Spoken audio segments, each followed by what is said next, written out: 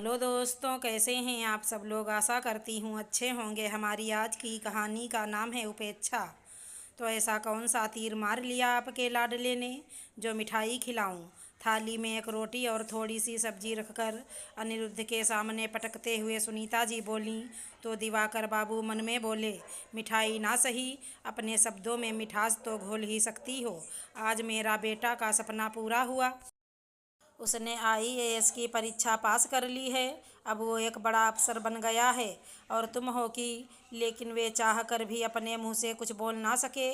अनिरुद्ध तब 6-7 बरस का रहा होगा जब उसकी माँ उसे छोड़कर भगवान के पास चली गई थी। उस समय वो बदहवास सा इस कमरे से उस कमरे में जा जाकर अपनी माँ को खोजता रहता था। तब तो दिवाकर बाबू को भी कुछ होश ना था। तब रिश्तेदारों और हितैषियों ने ही उन्हें फिर से ब्याह करने की सलाह दी। बेटे के लिए सौतेली माँ सोचकर ही वे सिहर उठते थे। लेकिन अनिरुद्ध का खालीपन भी उनसे देखा नहीं जाता था। इसीलिए वे एक सादे समारोह में सुनीता जी से ब्याह करके उन्हें अपने घर ले आए। अनिरुद्ध घर में माँ को देखकर बहुत खुश हुआ था।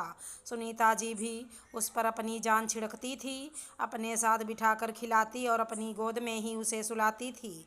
देखने वालों को आश्चर्य होता कि कोई सौतेली माँ भी इतना प्यार कर सकती है।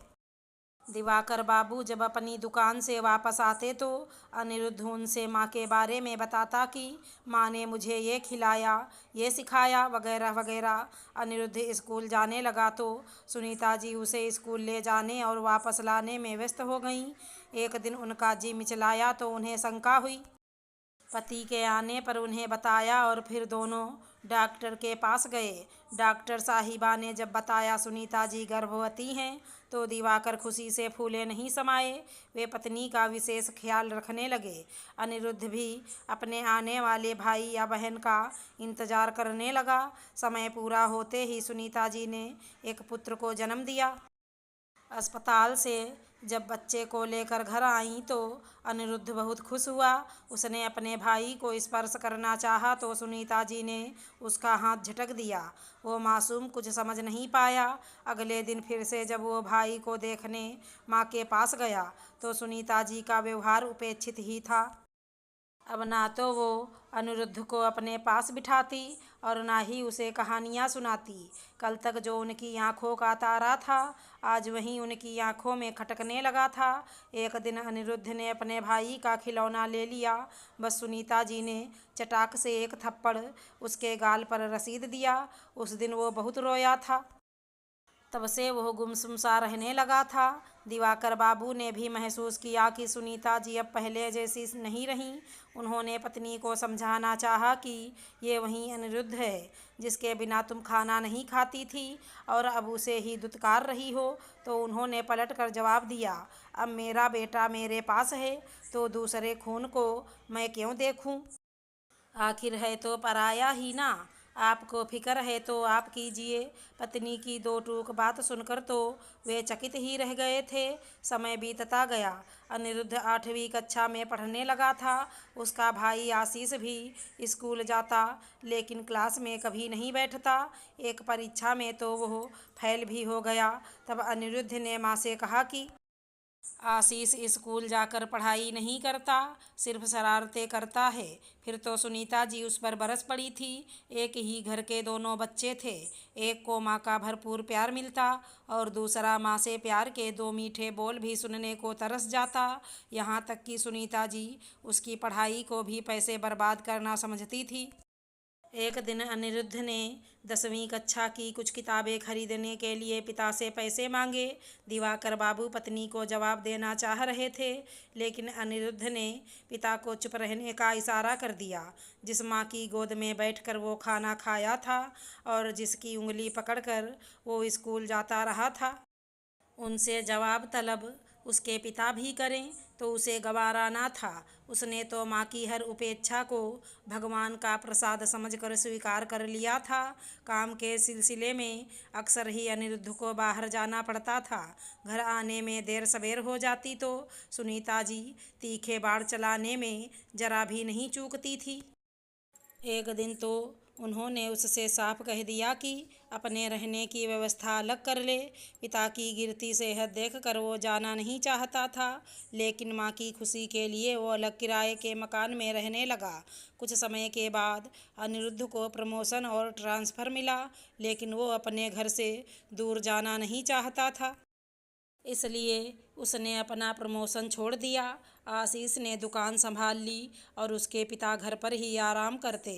अपने ही एक कर्मचारी की बेटी सुकन्या से अनिरुद्ध ने विवाह कर लिया।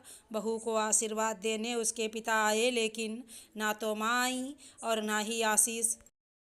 उसके पिता की सेहत दिन पर दिन गिरती ही जा रही थी और एक दिन जब वह डॉक्टर को लेकर घर पहुंचा तो दिवाकर बाबू ने बेटे को नज़र भर देखा और हमेशा के लिए अपनी आंखें मूंद ली। अनिरुद्ध का अब घर से मोह जाता रहा। तबादले का आदेश मिलते ही वो पत्नी सहित दूसरे शहर में शिफ्ट हो गया। समय के साथ वो एक बेटी का पिता बन गया और अपने परिवार के साथ खुश था। इस बीच उसने कई बार अपनी माँ से फ़ोन पर बात करने का प्रयास किया, लेकिन नाकाम रहा। 7 साल बाद उसका तबादला फिर से उसी के शहर में हुआ। शिफ्ट होते ही अपने घर गया तो पता चला कि साल भर पहले ही आशीष ने पुराने घर को बेचकर कहीं और नया घर ले लिया था। जानकी वृद्धाश्रम के उद्घाटन के लिए अनिरुद्ध को मुख्य अतिथि के रूप में आमंत्रित किया गया था। ठीक 10 बजे जब वो वहां पहुंचा तो एक महिला ने उसके मस्तक पर तिलक लगाया और दूसरी ने उसे माला पहनाई। फिर एक महिला जिसने आंचल से अपने मुंह को ढक रखा था ने उसे मिठाई खिलाई तो उसने कहा, माताजी, मैं तो आपके बेटे जैसा ही हूँ, आप कृपया अपना आंचल हटा दें। कहते हुए उसने अपने हाथ जोड़ लिए। वहीं खड़ी सभी महिलाओं ने भी कहा तो उसने धीरे से कहा, मैं ऐसे ही ठीक हूँ। न जाने क्यों अनिरुद्ध को वो आवाज़ जानी पहचानी सी लगी। अगले ही दिन वो सुकन्या के साथ वहाँ पहुँचा और उस महिला के बारे में पूछा तो वहाँ की संचालिका ने बताया कि नाम केतकी है। पति के देहांत के बाद बेटे ने सब कुछ अपने नाम कर लिया। बेटे बहू खुद तो बड़े घर में रहते और उन्हें एक छोटे से कमरे में कैद कर दिया था। ना तो ढंग से खाना मिलता था और ना ही मीठे बोल। एक दिन जरा वो मंदिर क्या गईं, बहू ने फिर उन्हें घर में घुसने ही नहीं दिया। सड़क के किनारे बेसुध थी तो हम यहाँ ले आए। उनका एक बेटा और है जो सौतेला है। सुना है उसके साथ उन्होंने बहुत बुरा सलूक किया था। उसी का फल है कि आज वे स्वयं बेघर हैं। और इसके आगे अनिरुद्ध सुन नहीं सका। वो समझ गया कि बदनामी के भय से सुनीता जी ने अपना नाम केतकी बताया था। बोला, मैं ही उनका वह बेटा हूँ और मैं उन्हें ले जाने आया हूँ। आप उनको मेरा नाम मत बताइए, कहिए कि सुकन्या नाम की लड़की मिलने आई है। सुकन्या नाम सुनकर सुनीता जी चौंकी, लेकिन फिर कुछ सोचकर बाहर आईं और अनिरुद्ध को देखकर वापस जाने लगीं। तो अनिरुद्ध बोला, माँ, मैं आपका वही अनिरुद्ध हूँ, घर चलिए, कहकर उनके पैर छूने लगा। तो बेटे को सीने से लगाकर वे फूट फूट कर रोने लगीं। उनकी आंखों से पश्चाताप के आंसू बह रहे थे और अनिरुद्ध जो बरसों से अपनी माँ के प्यार को तरसा था, आज वो प्यार मिलने पर खुशी से उसकी आंखें छलछला उठी थी। सुनीता जी ने पराया जानकर अनिरुद्ध की उपेक्षा की। फलस्वरूप अपने ही खून के हाथों उन्हें उपेक्षित होना पड़ा।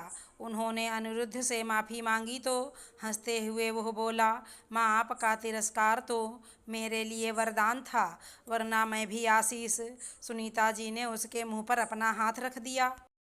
तभी दादी माँ कहकर अनिरुद्ध की बेटी स्वीटी उनसे लिपट गई। अगर हमारी कहानी पसंद आई हो तो चैनल को लाइक शेयर सब्सक्राइब करें। राधे राधे दोस्तों।